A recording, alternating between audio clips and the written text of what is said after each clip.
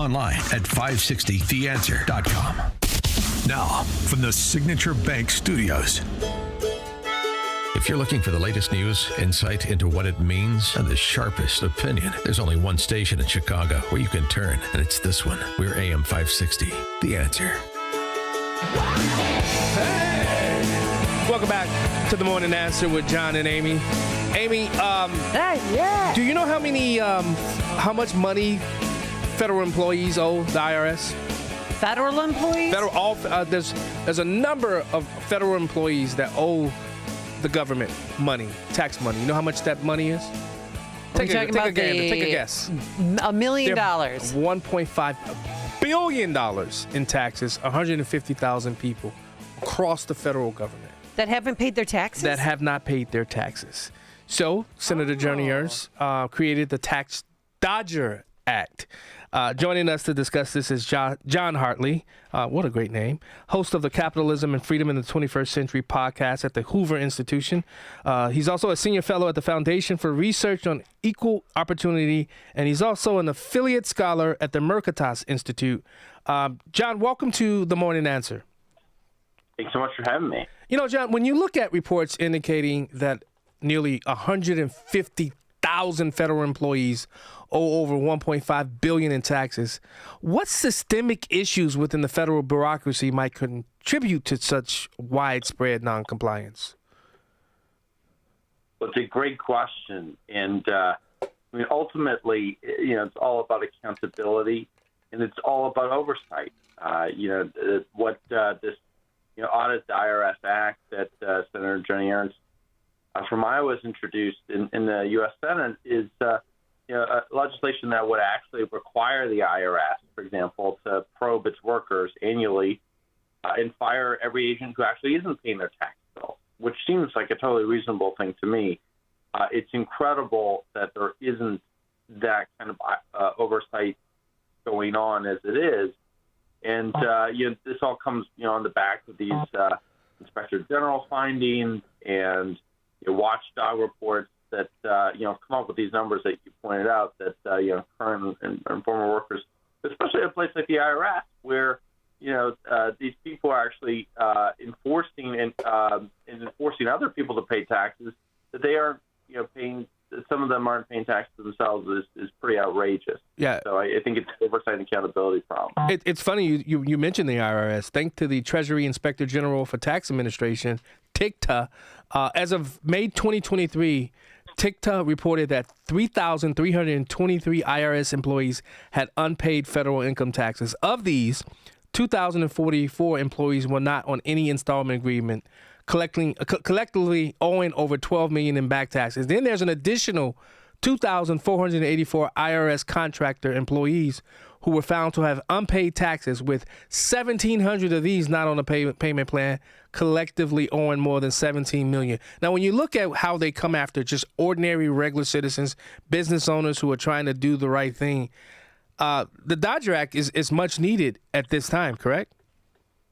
Absolutely. I mean, if you think about, more broadly speaking, I mean, what's been going on with Doge, led by, Elon Musk, and I'm friends with a gentleman by the name of Sam Korkos, who's leading sort of the Doge efforts at the IRS. At the IRS, they've found, just how much of a mess it's become in terms of it taking 30 years to upgrade its systems, as well as, other sort of, getting rid of various wasteful government contracts. So what's amazing about the whole Doge process is that so many things are coming to light, and in terms of just government malfeasance, things that I would call, borderline corruption in terms of the amount of contracts with friends and so forth that basically do nothing for the American people in terms of public service or public benefit. It's outrageous learning these things that, a lot of these things are in the courts and they've tried to end some of these contracts. And there's some questions, about what they can do to end them versus what they need Congress to do and so forth. But it's an incredible, project in government transparency, broadly speaking. And I think, it's outrageous and so, hypocritical that IRS agents are on people to pay their taxes when they aren't paying them themselves. But I think it's all part of the same problem, which is we don't, as outsiders, we don't know what's really going on inside the government. And DOGE has just given us a little window into what's going on inside the federal bureaucracy. And it's quite shocking when you learn these things. Well, it's just, the classic rules for thee, but not for me. Mm-hmm. So what's going to happen to these employees? Don't you think, if you don't pay your taxes, you should not work for the federal government? Yeah, I fully agree. And I mean, that's the whole idea of the Tax Dodger Act. And again, it would require the IRS to probe its workers annually and fire any IRS agent that isn't paying their tax bills. I mean, one challenge is that it may be I think it's going to be very difficult to pass this bill. You think about Washington, D.C. bureaucracy. 95% of Washington, D.C. votes Democrat. The Democratic Party protects civil servants because they're largely all Democrats. And it's a shame that this problem exists. I think it's important that we have a government that works for the American people, not just for one party. But here we are, and so I don't think that this bill is going to pass very easily or anytime soon. But that's what it would require, I think, to be serious about this. John, how dangerous is modern monetary theory, and why does it seem so seductive to the political class? Oh, well, I think that's because it's a fairy tale, and sometimes people, I think, want to think that these things are true, but it's truly been a problematic idea in the past 10 years, in that it is led to, I think, a lot of governments saying, what is modern monetary theory? It's this idea that you can, as long as you're issuing bonds or money in your own country's currency, then you can never default on it because you can always print money to pay it off. It's outrageous, and I think what we've learned, the idea that it wouldn't be inflationary somehow, it's outrageous, and I think at some level, inflation in the past few years or so has really debunked this whole idea, and it's very dangerous in the sense that people actually believed it, and people sort of used it to go to the government to spend more money, and look at what happened in the aftermath of the COVID pandemic, and even the government went well beyond, particularly in the Biden administration, went well beyond what was needed as, I think, just sort of basic social insurance to replace lost wages during the pandemic, and they went way further, and the government spent so much money it partly contributed to all this inflation. You had all these supply chain issues too, but there's massive inflation. So I think MMT, for that reason, has kind of been debunked for for a long time. But it's unfortunate that it required this this full episode for the American people and people around the world to go through, for some people to learn that. So what are your thoughts on Bitcoin and decentralized finance? Is that a libertarian pipe dream or the next big thing in economic freedom, in your estimation? It's a good question. Bitcoin has been something around for 10 years or so, and it's one of those things that I never thought would really take off. And had I put money in a Bitcoin 10 years ago, you and me both. I'd probably be a lot better off, right? If we shared a Bitcoin, we would have been good. Oh, yeah, doing exactly. That. Oh, but, I think there are some challenges in terms of Bitcoin becoming a real kind of currency. It's not really a medium of exchange. 10 years ago, a lot of people have been saying for 10 years, everybody's been using Bitcoin to pay their bills, their groceries and so forth. That really hasn't happened. But one thing that has, I think, it's become sort of like a pure sort of risk speculative asset. If you look at the things that it turned out to be correlated with, it actually turned out not to really be correlated with, like inflation print and things like that. So I don't think it's a great inflation hedge. But what it is correlated with are things like stock, and it seems to move up and down with the stock market. So if you're looking for extremely volatile stock market, maybe that's the thing for you. I don't think it's something that per se needs to be overly regulated. We are able to. I think the government is able to track these things. One thing that's interesting about ledger technology, it is some degree a trackable kind of technology. But yeah, no, I think it's an interesting sort of experiment in monetary economics, and it's still sort of playing out. But I think so far it's really just a sort of speculative, risky investment asset, and that's where it seems to be for now, at least. Yeah.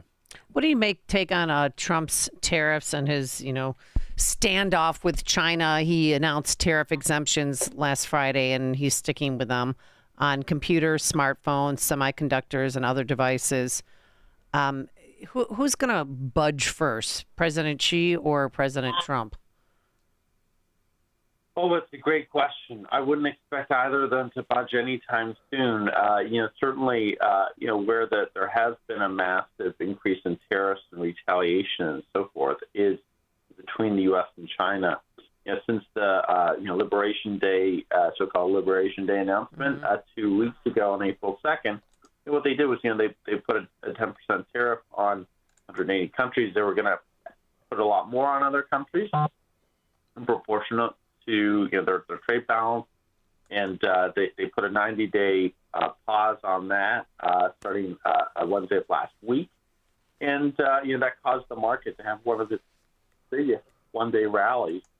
It's actually the ninth biggest one-day rally of all time. Of course, this is after the markets fell 20% or so, but it's interesting to see what's going to happen through these negotiations and how quickly they can get them done.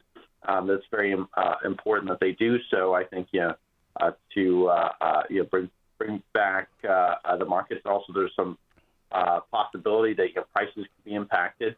It could be a negative impact on prices, whether or not you're a soybean farmer, or you're a farmer somewhere, you're buying soybeans from abroad, you're just a regular, a mom and pop, buying things at the grocery store. I mean, some of these things, could be changing, but the faster they get these deals done, I think that the faster the risk of that goes away. So we'll see what happens. But there's a lot of big things on the Trump administration's agenda for this year as well, including deregulation, tax cuts, the Tax and Jobs Act, renewing it very key to their economic policy program. So making sure that they get that done to continue providing tax relief to Americans and making sure that government stays out of the way is super important that they do that while these tariff negotiations, which potentially could be disruptive, go on. So we'll see what happens. We'll see how quickly these tariff deals occur and to what degree they're able to stop putting on import tariffs across all these countries. Yeah, but we'll see what happens. But do you think that 90 days could be a rolling date? I mean, he's moved the line in the sand several times so far. Totally. I think that's quite a possibility if they think that there's enough progress. And I think, too, they've learned a lot in the past few weeks. I mean, there's been some pretty massive movements, not only in the stock market, but in the bond market and U.S. Treasury market. And I think it was really moves in the U.S. Treasury market that caused that initial 90-day pause to occur to begin with. The 10-year yield was moving up very quickly. And I think Secretary Bessent noticed this and saw this and implored the president to put a pause on the additional tariffs while these trade deals would be negotiated. So yeah. I think, certainly possible. We'll see what happens. And that's why we have 100+ countries now in negotiation with about this tariff issue. When I want to really quickly get into the free market versus central planning, especially as it relates to our monetary policy.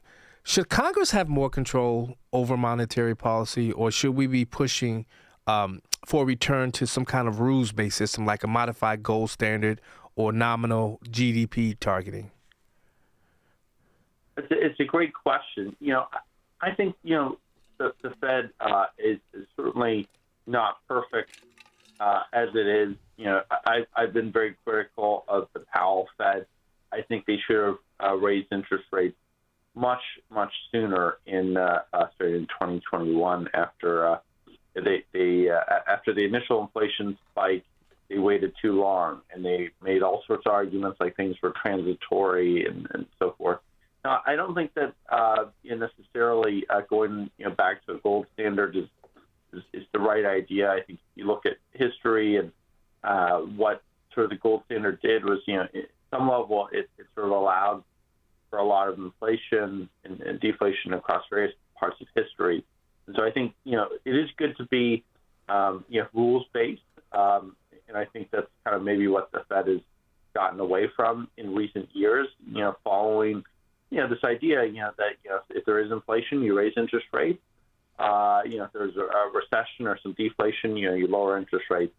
And you do it in a somewhat mechanical, it doesn't have to be, a mathematical formula precisely, but that you follow that, to some degree. And that's something that the Fed kind of failed to do in recent years. So I think getting back to that, I think will help keep inflation under control. I think if the Fed had started raising interest rates in 2021, in say October of 21, instead of when they ultimately started raising interest rates, which was in March of 2022, in October 2021 it was very clear that the inflation was broad-based. I think housing, it wasn't just used cars and all these stories that they were focusing on prior to that. But had they done that, I think inflation wouldn't have gotten out of control so much. But, John, I think the whole world knows that Donald Trump doesn't like Powell. Let's say in the perfect world he steps down. When you look at the agenda that Donald Trump is trying to employ in as it relates to the American monetary policy, economic policies, who would be a good replacement for Powell in your view? Well, there's a number of great people, I think, who would be terrific replacements for when Jay Powell's term ends in May of 2026, May of next year. It would be, I think, folks like, including my friend, Kevin Warsh, my colleague at the Hoover Institution, Chris Waller, who's currently on the Fed board, another friend of mine who's currently at the Fed on the Fed Board of Governors. I think both of them would be excellent choices. And I think both of them have very good odds of doing that. And, I think there's also some chance maybe that Secretary Scott Bessent becomes the next Fed chair as well. I think all these people would do a great job. Those would be some of the names that I would be looking at. There are two people you left off. Mr. Wonderful, Kevin Leary, and Ron Paul. Kevin O'Leary. And Ron Paul. He's probably too old. He could be in there too. No, Ron Paul, because I'm definitely for the abolishment of the Fed Reserve. I'm one of those guys. I think it's gotten in the way of too much economic progress for our country in so many ways. I mean, you look at some of the decisions that Jay Powell has made there, and going way back to, what's the guy's name who was there under Bush? What's the guy? Bernanke? Yes. And then prior to him, the guy that was there, who was there under George A.W. and I believe Clinton as well. I mean, they made a lot of questionable decisions, and I think it's affected us from their decision making then up until now, and it's forced our hand. And I think it's when you look at just basic economics, they made decisions that we're paying for now. John, your thoughts about that? Yeah, no, I don't disagree. I think that there have been a lot of mistakes. I think that you could argue that maybe rates were kept too low prior to this, global financial crisis, 2008, and rates were, I think, kept too low in recent years. With the early 2020s and inflation. So I think that there have been mistakes. But to say the least, I think the Fed needs a lot more humility and needs to be a lot less afraid to actually fight inflation and to avoid contributing to big asset bubbles like the housing bubble and bust that we saw in 2008. But I think at some level, I think interest rate targeting is probably the right right thing to pursue. Again, when we had the gold standard and we weren't really, we didn't have per se like a rules-based monetary policy. FDR woke up one day, I think in the 1930s, and decided to basically change the gold convertibility rate and double the value of the gold stock overnight, and caused big inflation or a bit of inflation at that time. And maybe we needed a bit of inflation at that time, but it's something that can get out of control very quickly. So true. Inflation. And so good that we keep it under control. I think interest rate targeting is the way to do that. But we should maybe be a bit more rules-based about it. Well, John Hartley, we got to leave it there. I want to thank you for coming on The Morning Answer today. I really appreciate your thoughts and your forethoughts as to how we get this economy back together. Thanks so much for joining us today. Thanks so much for having me. An honor to be on. All right. The stories you need to know to start your day. This is Chicago's Morning Answer on AM 560. The Answer. Enjoy